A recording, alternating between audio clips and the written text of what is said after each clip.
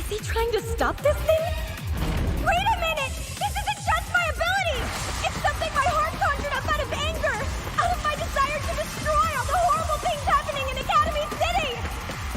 So it's up to me to... Stop it!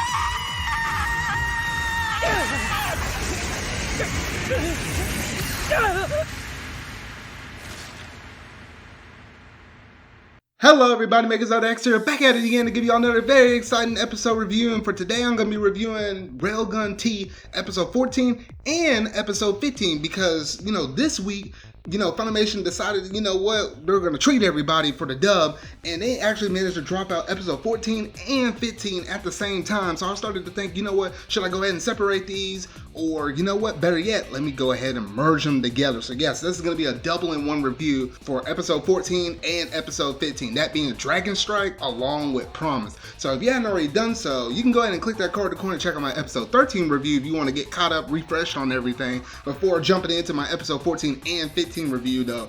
But looking at episode 14 and 15, I gotta say, at least with 14, man, that was probably my favorite of the two episodes. Maybe because it, more so related with the core of our cast of main characters. And you know what? I really like those sick Touma moments that we got to see within this episode and how he actually managed to bring Misaka back down to earth with her, power kind of going out of control and stuff, and got to see some really cool kind of little fun little teasers with a little dancing and stuff at the very end of the episode though. And then looking at episode 15 though, we got some final little conclusion remarks with a bigger emphasis on Mitori, but also a little bit on Shokuhou's side, so there's some stuff to kind of mention with that episode as well though. But quite a bit of stuff to talk about within these last two episodes though, but this basically wraps up the whole entirety of the Daihasei festival. So go ahead and get a drink, grab a snack, and get comfortable because this is gonna be a good one. So without any further ado, let's go ahead and dash straight up into this episode review of A Certain Scientific Railgun T episode 14.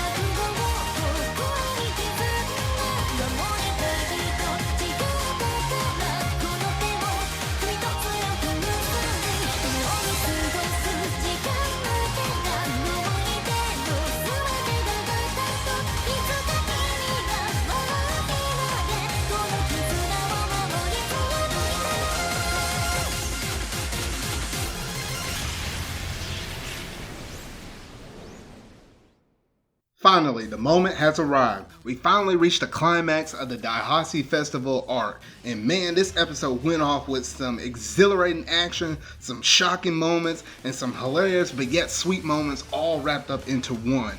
Within the first couple of minutes, we get to see some final conclusion moments from the battles that Shokuhou and Kuroko fought in.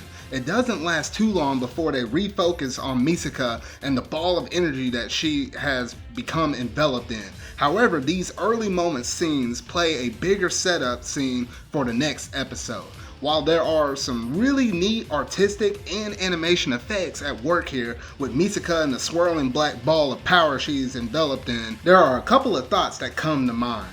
If this energy isn't Misaka's power as she insists, then where is it coming from? And what exactly is the nature of Sogita Gunha's power anyway? He seems to be able to manifest his will as sheer power, including making giant energy balls. There's a lot to Sogita and his character than what we basically know at the surface level though, but I'm curious to know to what extent is this Esper power of his and what is his full true potential. Then there's Touma on the other side, generating dragon heads, which eat away at Misaka's otherworldly power. Now, I gotta stop right there because number one, I love dragons, and seeing that sick animation there was so insane. I love every little second of it. And number two, if you happen to only be watching the Railgun series and not the Magical Index series as well, Touma's Dragon Strike ability, as this episode title suggests, will seem completely new and something mind-blowing. During these events, Touma gets his arm blown off, and out of it, several dragon heads come out of it.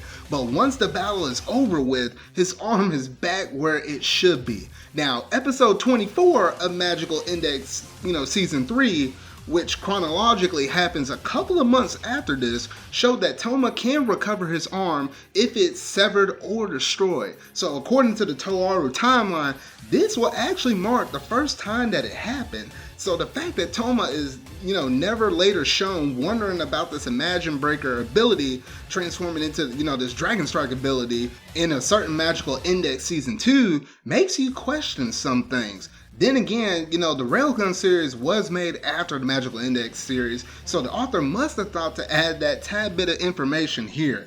One thing I did find interesting was how both he and Misaka seemed uncharacteristically casual about appearing naked before him. I don't know, but maybe the special ability was still, covering it up barely though. But despite that situation, seeing him act like a gentleman and confronting her throughout all of her emotional pain and frustration she had with Academy City was a really nice and touching moment. Now, one last interesting note to point out is the material left on the ground at the end of the battle. That would be the shadow metal that Satan was obsessed about back at the beginning of this whole entire arc. So it wasn't a legend, but based upon the whole Misaka incident that happened, some crazy stuff basically has to happen in order for this material to happen. So Satan, keep your head out of these legends and quit getting our main cast of characters caught up in all of this baloney and stuff, man. I'm like, Satan, you always have the knack to find trouble. You just need to stay content and, just stay out of trouble. Gosh darn, girl. So the remainder of this episode is the festival's arc's wrap-up, and it covers some necessary bases. The scene with Misaka visiting the hospitalized Kongo needed to happen, as Misaka needs to understand that Kongo is not the kind of person who will hold anything against Misaka for the way she got hurt, since it happened while Kongo was doing what she chose to do.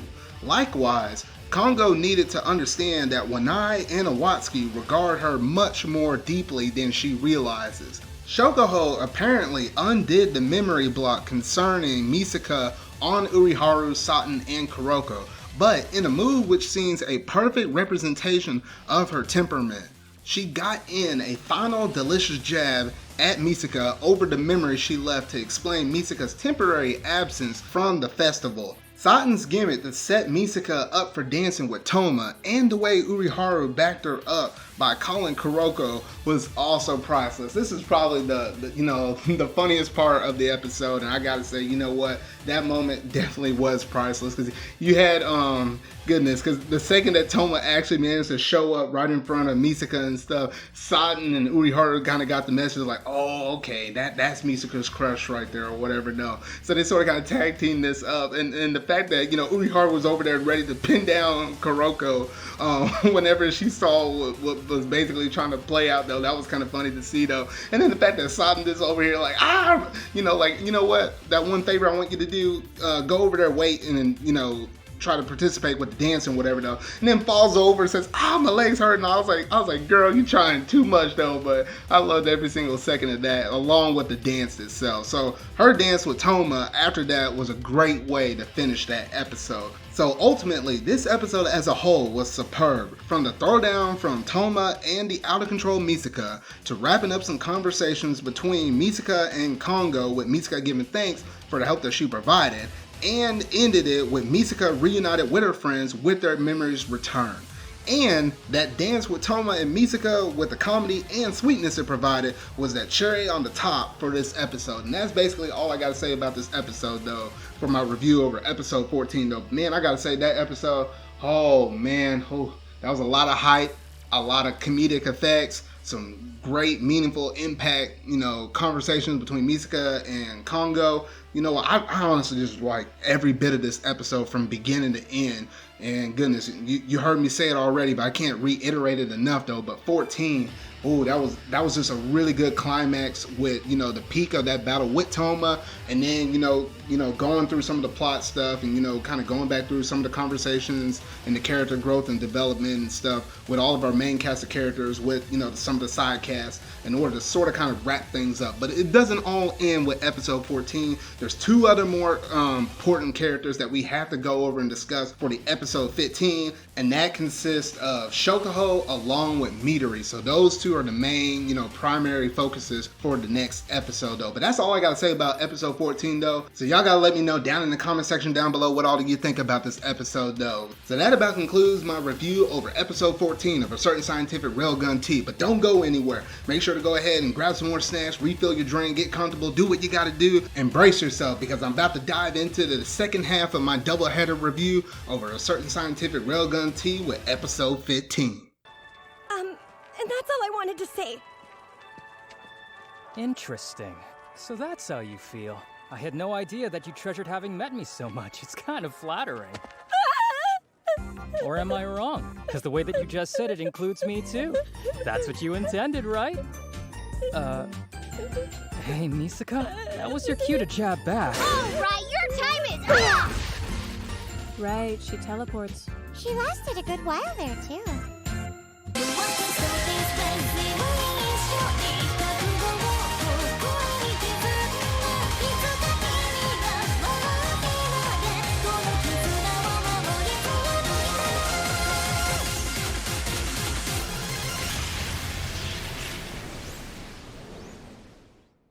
I've always wanted to know why I had to play the part of the girl who abandoned Dolly. But I brushed it off. Maybe I should have looked into it a long time ago. I'll have you turn yourself in, because it wouldn't be fair to Shirai if I didn't. But first I need you to come with me for a bit, understand? You see, I learned something else when I read Gensei's memories. As it turns out, Dolly had a sister that was created around the same time as her. This is the arc's true epilogue, and this manages to complete the full picture of what was really going on with a complete and satisfying resolution that adds to episode 14 to finally wrap things up. Despite having no action, little emphasis on power use, and only featuring Misaka in one segment, it did a fairly good job. Every scene and just about every shot has a specific purpose and needs to be there, and in exactly this order. Mitori's backstory starts the episode off, not as a result of Shokuhou probing her mind, but instead as her own reflection before waking up to see Mitori as shown last episode. It is how did I end up like this kind of a reflection, even though, those words are never spoken. And as expected, it's all about Dolly. Like Shokuhou, Mitori was reluctant about associating with Dolly at first, but got emotionally involved, which led to her poking her nose into things, which is, always a bad thing to do in Academy City at this point in the game. The consequences of that, namely being locked in a cell until Shokuhou did her own breakout, are why she abruptly stopped seeing Dolly, and a failed attempt to get back at the powers behind the cloning are what led to her association with Gensei, who was looking for someone motivated by hate. The irony of this all is that Mitori and Shokuhou as teenagers were acting essentially the same impetus from their childhoods, but from wholly different angles. That's also why Shokuhou's response to Mitori's question about why Shokuhou didn't just mind control her, "Did I need to control you though?" is such a great line. Since they are both products of the system that treats kids like lab rats, both have a bone to pick with the higher ups, and both care about a certain clone. They should have been working together from the beginning if they both kind of knew all of this stuff, back in the past or whatever though. But their interactions on their way to seeing Dolly's sister and the reunion of her of sorts, since Dolly's sister shares the same memories as Dolly, it's not the same Dolly, pack enough subtle little details to make the whole progression effective in an emotional sense. The scene with Misaka and the Misaka clone afterward makes a perfect follow-up, and the last scene of Mitori, Shokuhou, and Dolly all on the beach as children is a perfect finishing touch. That's not to say that everything is perfectly fine at the end. Whatever her motivation, Mitori would have personally killed Misaka's mother if Kuroko had not intervened, and certainly tried to kill Kuroko more than once, and willingly worked towards the destruction of the city. Though she deserves some sympathy, I don't think that all of her crimes should be pardoned. But I do feel bad that if it weren't for the twisted mindset and mentality of people in Academy City, such as these higher ups, Mitori probably would have grown up to be a normal person. So I still feel bad for her to some degree. Shokuhou did say something about having Mitori turn herself in later, but how is she gonna carry that out after the later scene with Dolly's sister? Of course, Academy City as a whole is nothing if not morally ambiguous. And that is all I basically have to say about my episode 15 review. So overall, as a whole, comparing, 14 to 15, I would say, 14 felt a little stronger than 15 though, but I really do appreciate the stuff they did within 15, and it kind of, wrapped up Mitori's backstory and the whole emphasis of why she was sort of kind of like an important character during this whole Daihasei festival arc. And it was really sweet being able to see, some final good conclusion moments with Shokuhou and Mitori, being able to find their lost long friend. It's not, actually the same Dolly though, but through the Misaka network, that's essentially Dolly with her memories up in there. So, Dolly's sister and whatnot though. But it's nice to basically have them basically come to that grand conclusion and have those final, revelation moments, and just have basically a happy ending, after this long, treacherous track of them going two different ways of trying to accomplish their goals and try to get back at the higher ups though. But at the end of the day, they successfully managed to get their friend back. So that about does it for my review over episode 14 and episode 15 though. But I gotta say, with this arc, this was such a beautifully well done arc from start to finish, and man, it has been a tremendous long road. At the very beginning of this whole entire season, it seemed to be like Shokuhou was gonna be like our primary, kind of bad, character or whatever though, the main antagonist though, but she was basically a girl working with ulterior motives though. You had Baba coming over here basically working underneath Mitori Kozaku, who was actually working underneath Gensei this whole entire time though, and it always seemed like the odds were stacked against Misaka. Misaka was, over here, underneath Shokuhou's control, trying to keep out of the situation. She lost her friend's memories throughout the whole course of this thing. And, despite everything though, she managed to, help Shokuhou try to, protect Exterior though. Exterior got taken over and everything else. It was just a long road. Touma managed to come up in here and managed to save Misaka at the very end. Such a warming, thing. You had a lot of support from Wanai, Kongo, as well as Watsuki. Just beautifully well done though. So I just really loved every single moment during this arc, and probably the most favorite arc during the whole entire Certain Scientific series though. So if you really like this review, go ahead and hit that like button, go ahead and hit that subscribe button, and that bell to stay up to date on all things of Certain Scientific Railgun T, y'all. So remember y'all, until whatever video I make next, see y'all. Then take us to the ocean. After that, we want to ride a roller coaster at an amusement park and see a hippo at the zoo. Oh, and going on a plane would be nice.